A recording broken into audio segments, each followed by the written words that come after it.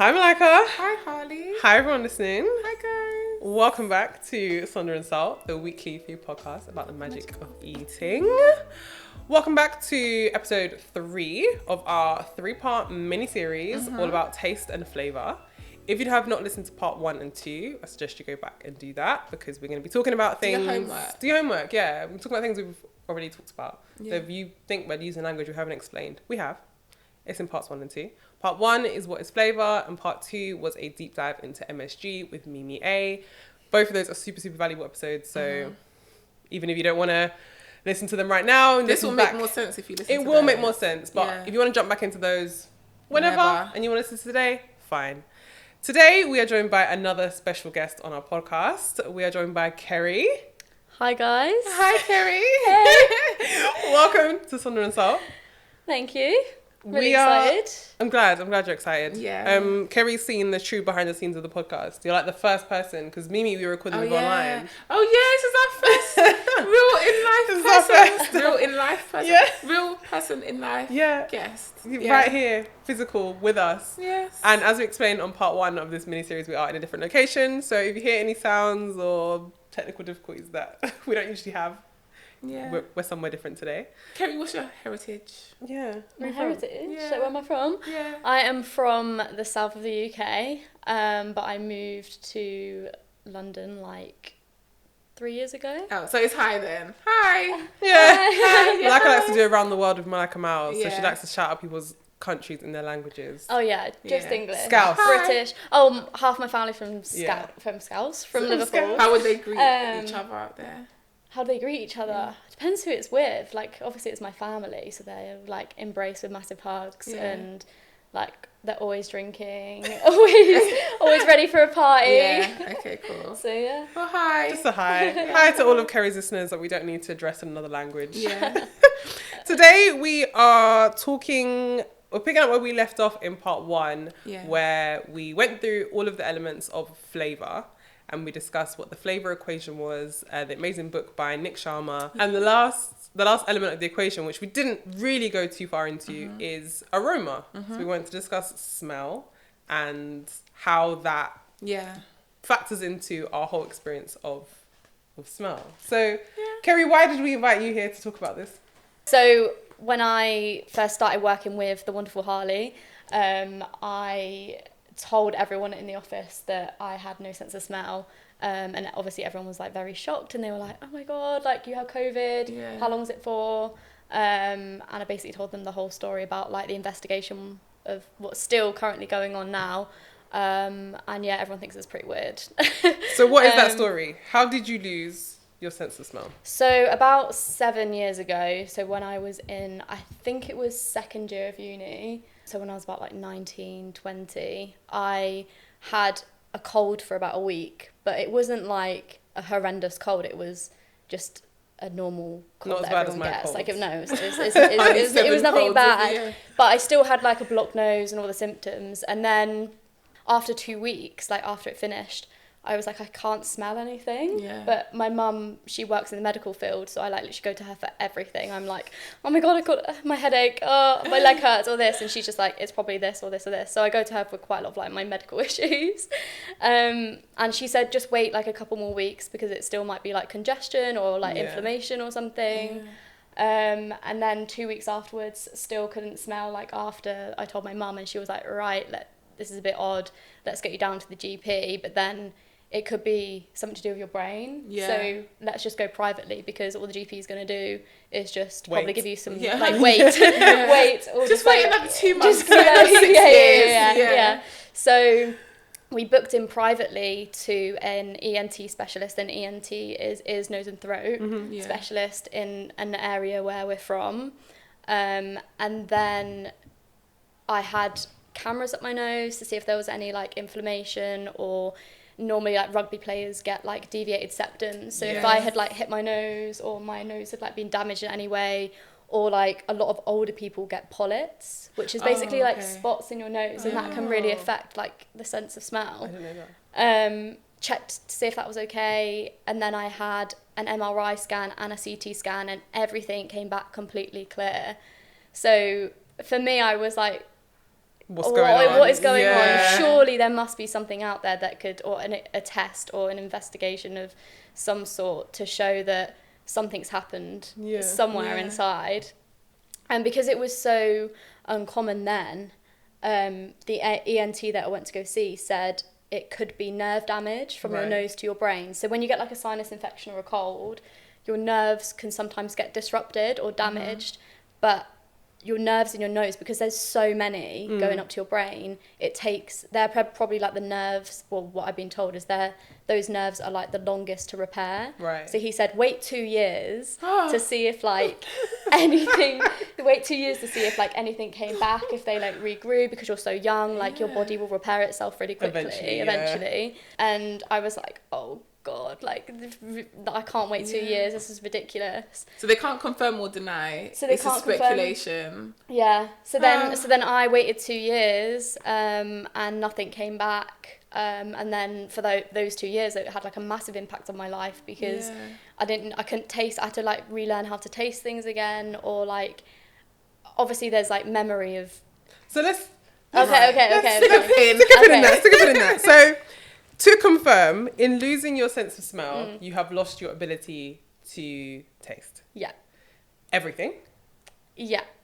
Okay. So you can't even taste if something is salty? Okay, so no, I can taste if it's salty, sweet, or spicy. Okay. So to recap from episode 1, there is salt, sweet, bitter. Sour. Umami. Yes. Yeah. And then the 2 unofficial ones were kind of like heat and spice and fat.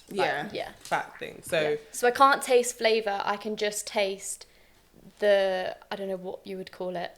You've got certain profiles of taste. The taste. I can taste like the components, the elements, the elements of what that thing is. But you couldn't differentiate if it was sour because it was a lemon, or if it was sour because it was. It's just sour. Sherbet. It's just sour. Yeah. And the only ones you can experience are which ones? So I can taste if it's salty, sweet, sour, spicy. I guess I can taste like if it's fatty. Yeah, or like a texture in your mouth. So you can taste all the taste, but get no flavour. I get no flavour. It's just a taste, basically. A weird thing happened recently actually at work. We went on this like PR event where we went to this place which was called like Census, and it's about your senses. So you went into this escape room, and in each room you had to use your different senses. And this one room that majority of us didn't do, but me and Kat, shout out Kat, we went into this dark room, and there was I think like 20 little boxes where you had to put your hand in and taste what these things were, and you had to name like what it was. And honestly, it's the first time I'd experienced something like that, because I think it was like a sprout that I was eating, and I was like, what is this? Like I literally cannot taste it. And like a cheddar, I think, and I was like, normally if I just looked at cheddars and ate them, I knew they were cheddars because I could see them, but I was literally like, Kat, I can't do it, and everyone else didn't want to do it because I think it was just dark room and stuff. And honestly, I was like, Kat, you're gonna have to help me. I couldn't do any of it. And then there was a smell one as well, so I couldn't do that either. But that food one was the first time that I had like properly experienced it, because I use my eyes so much now. So in terms of the flavour equation and what we discussed in episode 1, there is mouthfeel, there is sight, there is hearing, there are so many elements of what is flavour. That's super interesting that you are tasting, but it's literally just taste. I think this is interesting, to maybe people that are listening will understand now what is meant by taste, because those components, and it's like maybe you're relating to what Kerry's not experiencing is like well, you know, when people go to like restaurants and they eat something and it's like, oh, how was it? It's like, well, it was good. It tasted salty. It had a bit of a tang to it, etc. But then it's like, did I love it? Yeah, I loved it. It was crunchy. It had a cool and blah blah blah. But yours experience just kind of stops at it was salty. Like, or like obviously I can feel the texture of it. So another thing is that when I went to another specialist up in Norfolk, I think he was a professor before, so he'd done a lot of research about loss of sense of smell and a loss of sense of taste as well. And he was saying that, I actually met him at a conference in Birmingham, because there's this charity called Fifth Sense. Fifth Sense, you told me, And when we went to that conference, he was there and he was talking about all the research that's happening in like Philadelphia and stuff. And he said, hypothetically, being a doctor or a nurse, hypothetically, like a book that big, half a page of it is on loss of sense of smell. So even when you're studying from like ground roots, you don't actually learn anything about loss of sense of smell, because it's so, I guess there's not much research out there. And when you get older and you like deteriorate, I guess, like your sense of smell, like your senses do deteriorate. So but they just for put them, it down it kind of is what it is. Yeah, it's and, point. and everything's going. It's also like, it's not a physical disability. Yeah. So like with they're careless sight, about fixing it. With sight, like you need glasses, or hearing, you need a hearing aid. With smell, it doesn't really, I don't think a lot of people really realise how it affects you mentally. Yeah. So for them, as doctors, and I guess as researchers as well, I mean, research is such a big thing, and now COVID's happened, like it is elevating. But I think from when you study, like it was never like a massive thing that people needed to learn at the time. But now COVID's happened, and there's so much more research out there. There's new drugs. There's new like investigation in like stem cell research, for example. So when I went up to the ENT specialist, he was just like, he was just talking about like textures of stuff. And when we were at this conference, we sat down and we had like a meal together, and like chefs made like cabbage and like mackerel and like potatoes with certain seasoning on. So like the textures were helping you enjoy the meal rather than just like the flavours, which is really interesting. So that's like the technical aspects of it then. We'll get into more about the eating experience in a second, but just to roll it back to what's missing here for you. In the flavour equation, it's aroma. Which is smell. So hit us with the... Right. So, according to Nick Sharma, our relationship with odour starts very early in our mother's womb. Right. Apparently. So the odour receptors begin to form within the first 8 weeks. And as early as the second trimester, the fetus starts to pick up the scent of odour molecules in the mother's amniotic fluid. Because I think this is where they pull some of this stem cell stuff from, is literally from like the fact that it's so early. Like, say for example, you can't just grow a limb. Those foundations of scent are literally in the basic building blocks of our lives. That's crazy. So what your mother eats during pregnancy can play an important role in what a newborn baby might be interested in. So microwave boiled eggs. Well, I guess like what a mother is craving or eating during that time can impact your relationship before you've even like popped out and had your first restaurant meal. Do you know what I mean? Like you just don't think about it. Mine would definitely be wine. Really? Sorry, Mum. My mum said she loved prawns. She ate a lot of Chinese when she was pregnant with me. She said my mum was eating bacon cheeseburgers from a particular bacon cheeseburgers. That's what you love pork. I do, but I don't love burgers because I don't eat beef, which is weird. But maybe it's the bacon. But I think bacon cheeseburgers for her. I don't eat beef, but my parents don't eat beef. But when my mum was pregnant, that woman ate beef.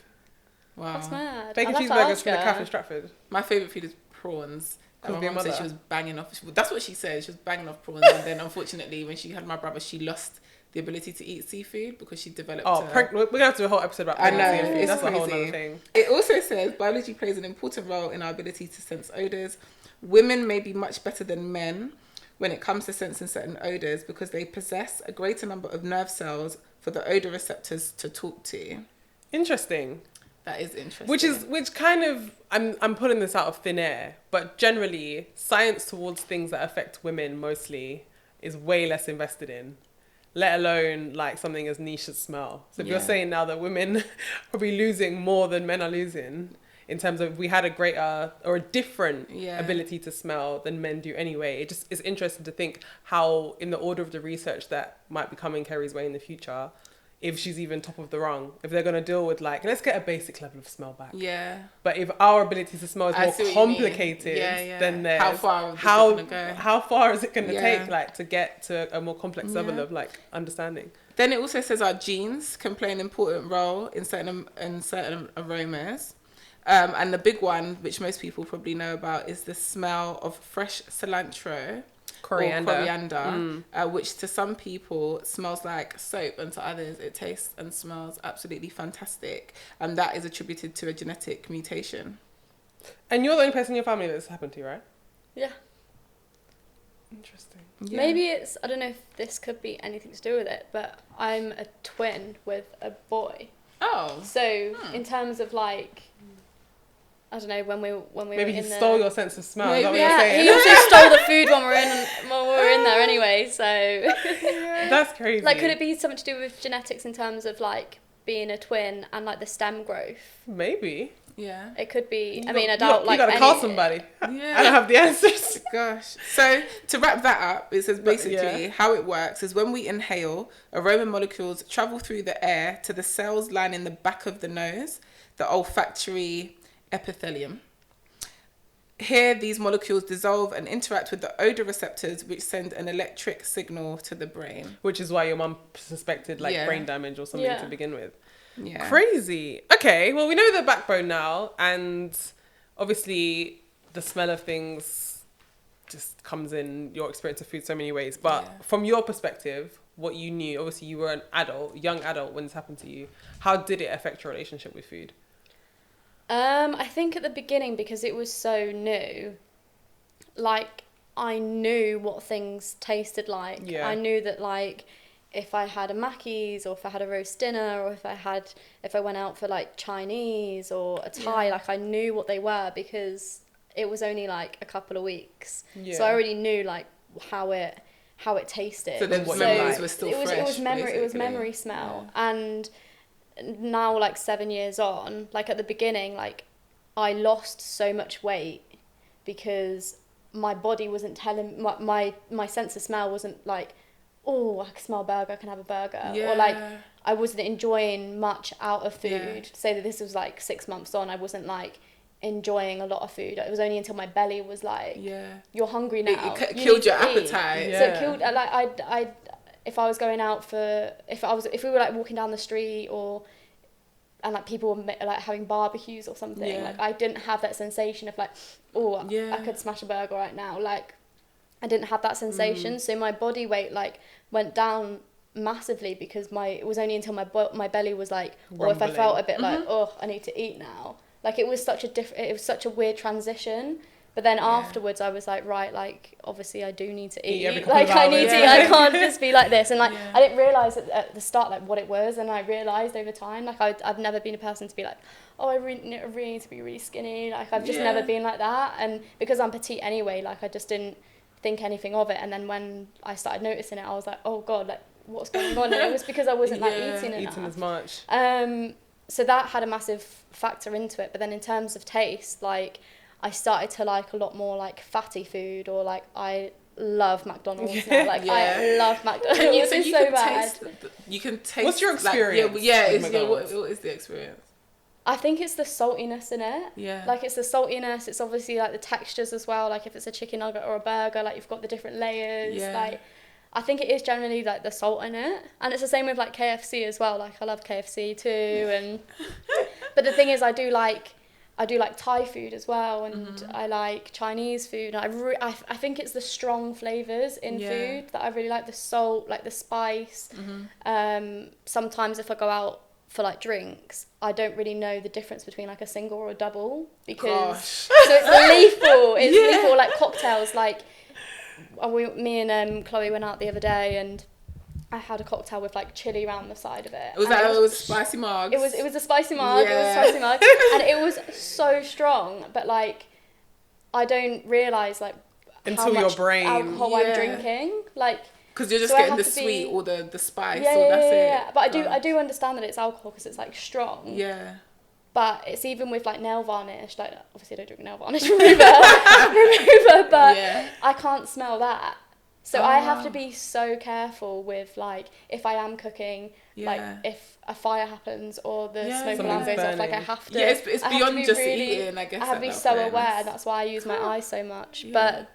But so at the beginning, like it was fine because of like memory smell, and then after like 6 months, so then my body weight went a bit down, and then I started to realise, and then I guess.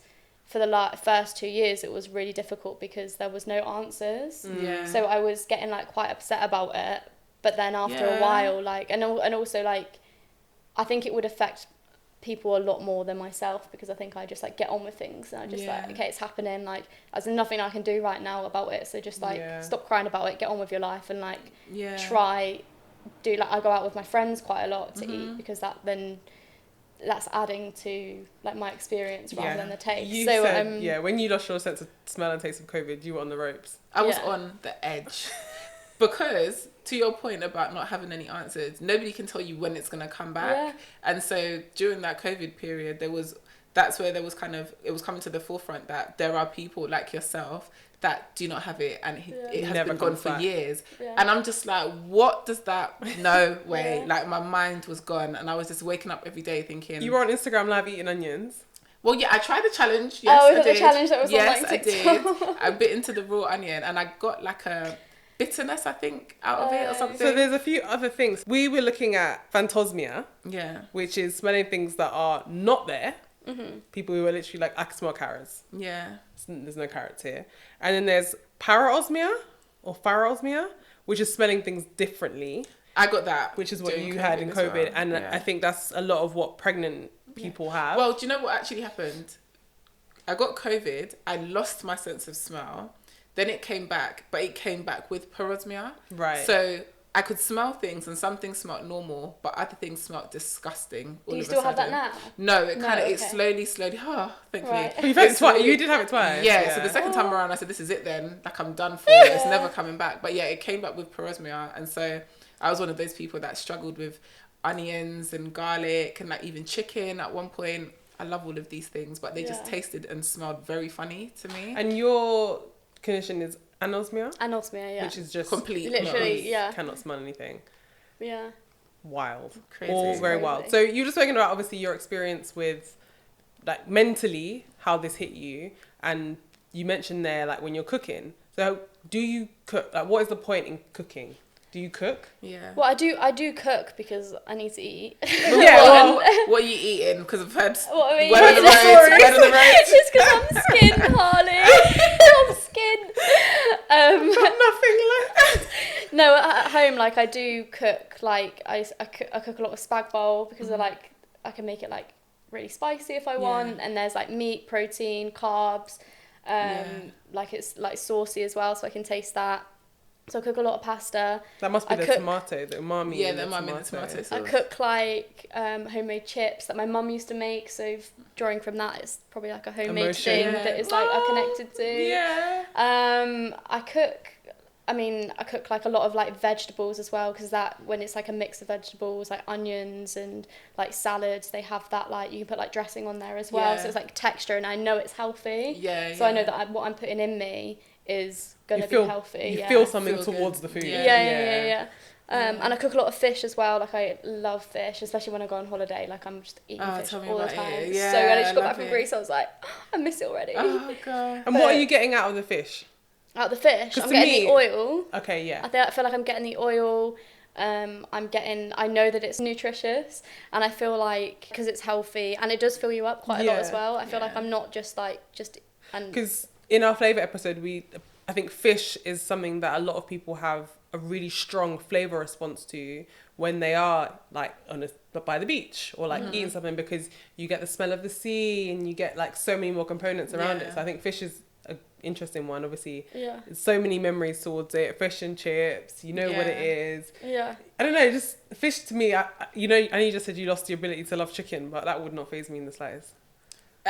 There's not a lot of things that I don't like. So just the it's not about liking it, but to me, chicken is like, I don't know what chicken smells like. Like chickens as a whole, I don't have a full picture of the life of a chicken that I have some connection to. Well, so what connection have you got to the fish? Well, like when you go to the beach, you've been fishing, you've seen the fishermen, you've been in the ocean. How often are you going to the beach? When was the last time you went to a chicken farm? Well, I went to the chicken farm when I was in Jamaica. There's chickens running around. But okay, so what, you smell chicken crap and you're connected to chickens? No, but it's not about my memory of certain things, or my emotional connection is not. Because if it was the connection to the animal, I'd probably be a vegan. It's to do with what I'm doing around the time that I'm eating that particular product. So my love of chicken is not rooted in the life of the chicken. My love of prawns, I don't know what that crustacean is doing on the bottom of the ocean. Do you know what I mean? But I love it all the same. So I feel like I have that connection to fish and like, or especially when you say fish and chips and stuff, because it's like ocean life, beach life, coastal life, marina, boat, yacht, life, swimming, seeing them there around you in the ocean. Like, oh, you're so cool. This is so fun. Right, okay. I'm gonna cook you later. Yum. Yeah, that's what I'm gonna say. That's enough for you to go ahead and eat it. Oh god. Interesting. Season 1, episode 1 was actually like the first episode that we did. We asked ourselves the question, do we live to eat or eat to live? So 2-parter, what were you before and what are you now? Eat to live or live to eat. So are you eating for pleasure? Live to eat. Yeah. We're like, we don't just eat for sustenance. Right. We're not just going to wake up. Pleasure. We eat for pleasure. Yeah. Like, we want the best tasting stuff. We're not, and a lot of people, especially athletes, you have to get calories in. So you're literally... Grilled chicken, broccoli. Yeah, like you're eating to live. Yeah. You're eating to be able to... Your body's a machine and you've got to do what you've got to do. Yeah. Whereas we're like, croissant. I mean, it's got gluten. It's got gluten here or there. I'm still going to eat it. So... That's your relationship with food before. Maybe you didn't identify as either, but you were free. Yeah, I guess like I would cook more, I guess, or cook more exciting things because I would be more like interested in the smell if that I didn't notice it at the time because I didn't know this was going to happen to me. So I guess I was a bit of both, I guess. Now I feel that I am probably eat to live because I need to know that I'm getting like the nutrition and I'm eating things that I know I once did before I just want to keep that going so that I am eating 1 and 2 I'm still enjoying as much as I can those different types of food. So how often do you try something new? I try things new all the time just to see if it does anything. Okay. And I feel like especially if I'm with my girlfriend or if I'm like out with friends I'm always, I mean, majority of them are quite kind in sharing, so it's nice that they can try stuff and they'll be like, you need to try this, see if you can taste this, or I'll be out with my mum and she'll be like, oh, try this. She always encourages me to try new food to see if like I get any taste or any like sense of smell, especially if it's like really strong that she really, really enjoys as well, and she thinks that one day it might miraculously come back. Kick in. That was cute. The hope alive. Yeah. Do you feel that way? Like, are you living on the edge of like one day it's gonna come, or how do you feel about it now? I am, because I am still so young, and also where COVID has been and gone now, like I feel that there's so much research out there, and I feel like especially the ENTs that I've gone to see and the conferences I've been with in from Fifth Sense, like I feel there is so much being done right now,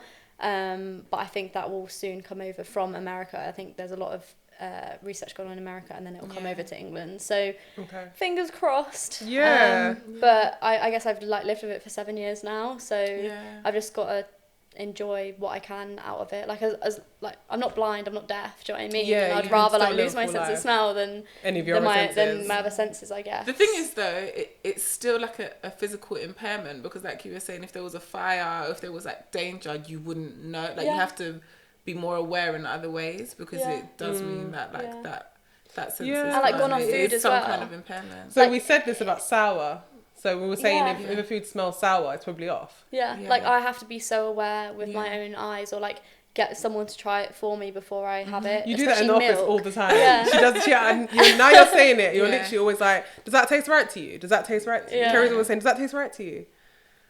So it is like, as much as people say like it's not a physical disability, mentally it is. Like I feel like a lot of people, I'm lucky enough to like be quite strong-willed in that sense, but I feel like a lot of people, if they got it now, like their mental health will deteriorate, because it's like, I was on especially the edge. if you love food. I was on the edge. I'm not gonna lie. It's so hard, and like even like not just food but perfumes or home smells. Like sometimes I could be walking down a street, and this is probably what you were talking about. Is it Frannåsmere? I could be like walking down the street and I'll be like, I smell my aunt's house. Or like, it could be like it's the like, memory or something. So it's like all memory smell. Or like you said that to me yesterday when you said my laundry detergent. Oh yeah, it's not like something I once knew. You were literally like, have you changed laundry detergent? And I was like, no, I don't think so. I don't know. I was like, smell me, and she was like, no, it's not you. But I think You're right. There's so many other elements to smell. Yeah. But that also links into memory. And we Yeah. spoke about that on our flavour episode. And we have a whole episode called Eat Your Feelings, which is basically we speak about nostalgic food to us. We've got episodes that talk about the way food takes us places and memories. And in part one, we spoke a lot about what we like about restaurant experiences and how that adds to the experience of what we're eating. For you, one thing we like is an open kitchen. And we can see chefs cooking on fire, on charcoal, and it builds expectation of what the food's going to taste like. Yeah. Because we're like, oh, the fish is on the grill. Yeah. Oh, it's going to taste like this. It's going to taste like that. What's important for you in your eating experience, other than those strong flavors that you spoke about, potentially fat? Like, what's important to you? I've never actually thought about it, to be honest, but I guess like looking back, it makes so much sense. Like, I love going out for food with like my girlfriend or my friends. I love going to like really pretty restaurants, like lights. I don't mind if it's like not crowded, but like busy, or quiet, like if I'm on holiday and stuff. I think it is like the surroundings, and I think it's the company as well. So like who I'm with, and I guess that's why I have like memories of food, which is with the people that I'm with, and they get to taste the food as well. So then I get more of like excitement out of that, of like, okay, they've like said it tastes good, so it must taste good, so I'm gonna say it tastes good. Or it's like I guess it is the company. And like even when I'm at home, like if I'm by myself, I'll just cook something really basic, don't really care. But if I've got friends around, or if I've got my girlfriend around, like the presentation of food, so like I'll put the salad here and like the rice here, and then I'll make like a really cool dressing. Like, I think it's the presentation, the company, and like the atmosphere that I'm like in, but I've never really thought about it before, so I guess it makes so much sense. It's interesting because every time we have a conversation on the podcast, we then live our lives differently after it. Like after I had the cold and I was like, Mommy, Sesame, I'm a taste genius, I'm a super taster. And now it's like we've obviously put this seed in your head. You're now going to be in a restaurant and be like, what do I like? What's going on? Like, what's going on in here? That's the Sonder in the salt. That's the Sonder Salt effect. Yeah. Some people are born with no sense of smell. So when I went to that charity event, we all sat down in a room, and majority of people were quite old, but there was one girl that was about, I think she was 12 years old, and she had never been able to smell before. So sometimes you're just not born with it. Sometimes you lose it, and then sometimes you lose it then get it back. So there's different ways of losing your smell. And then some people lose their smell and then smell things completely differently, because when your nerves get damaged, because there's so many there, they could regrow back in different ways. So your nerves like reattach a different way, and that's why you smell things differently. Cool, blimes. Mine reattached in some next way and then reattached the correct ways. Thankfully, because that was really stressful for me. Well, you've got another, so from the library of Malika Mouse, yes, another book. This is a book that I actually ordered in the middle of COVID, when I got COVID the first time and lost my sense of taste. And it's called Taste and Flavour. It's a book by Odyssey in partnership with Life Kitchen. And it's a cookbook to inspire those experiencing changes in taste and smell as a result of COVID. And something they actually put in here is that Life Kitchen is a cookery school for people with cancer. Its focus is on taste and flavour. Sadly, cancer and cancer treatment can affect people's ability to taste and enjoy food. So, like you said, there's multiple different ways that people's relationship with food can be affected through the loss of taste and smell, which is really, really unfortunate. That is also the story of Chef Grant Achaz. Yes. Is that how you pronounce his name? Which Ach. We try our best. We do our best. We do what we can. The chef who lost his sense of taste, who still went on to develop recipes and restaurants and like through the Michelin star. Working with chefs he trusted and his memory. He lost it through cancer treatment. He had a cancer which basically had radiation in his mouth, and that's why he lost his taste buds. He then redeveloped taste, and it started from the beginning. I think he said he was 32 and learning to taste sweet stuff again. Which again is a complete mind, like that's crazy. But it is something that a lot of people are experiencing that you probably just don't think about. You can watch his full story Chef's on Table. His Chef's Netflix. Chef's We'll have it Table linked in the episode. description below. In this taste and flavour book, there's a range of recipes that use ingredient combinations along with textures and other sensory factors that is aimed at getting people to derive pleasure from food.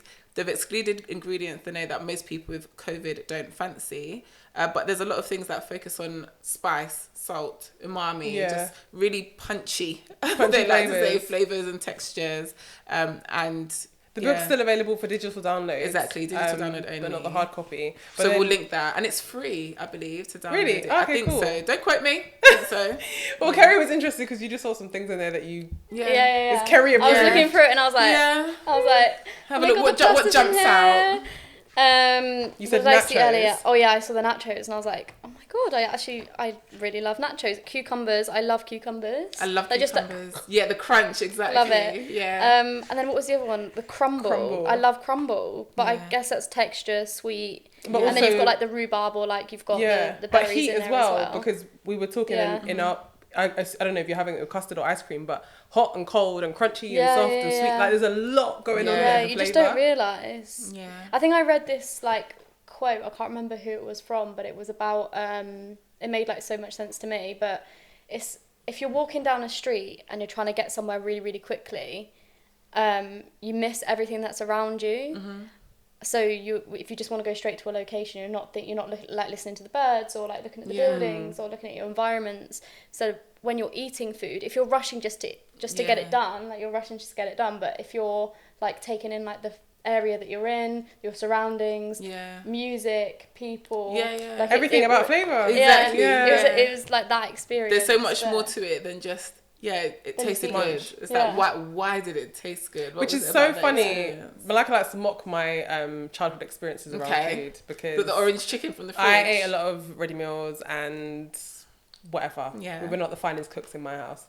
But I think the way that my palate has developed has been through taking it slow. Because I used to get in trouble at home for not chewing my food. Munch, munch, swallow. Munch, munch, swallow. Munch, munch, swallow. That was me.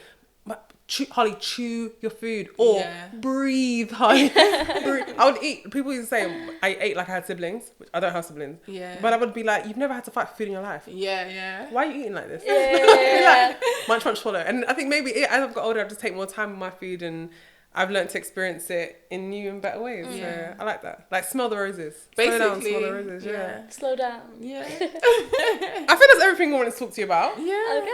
And there's nothing else. We'll link below everything that we can, the books, 50 Cents as a charity. If you're listening to this and you have... So a lot of people listen to podcasts about problems that they didn't realise other people had. Yeah. So there's a whole charity dedicated to people who have lost a sense of smell. If that's affecting you, jump in there, emails, DMs, whatever, go to a conference, learn, meet people that you met, people that had the same experience as you.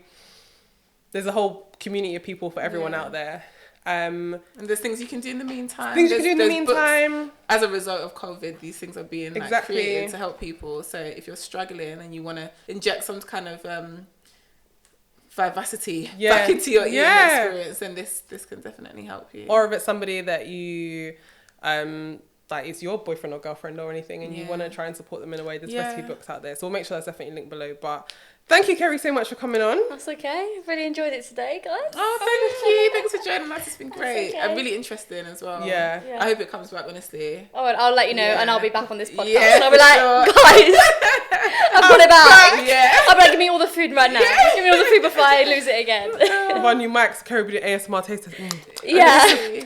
I'll be a new person. Yeah. I will literally be like, imagine if it come back really bad though. That would be awful. Oh, God. But I mean, if it's back, then maybe there's like, the hope that it will grow into that you can remap your brain and retrain your brain to like things that you don't so you never know. Well, for any doctors watching out there, get me on the trials. Oh, there's also loads of trials that you can do, like stem cell research. So if there's people out there that's like really struggling, like you do get around it, but some way it's hard. Thank you so much for being here. Thank you everyone for listening. We hope you enjoyed it and we will catch you next episode. Bye guys. Bye.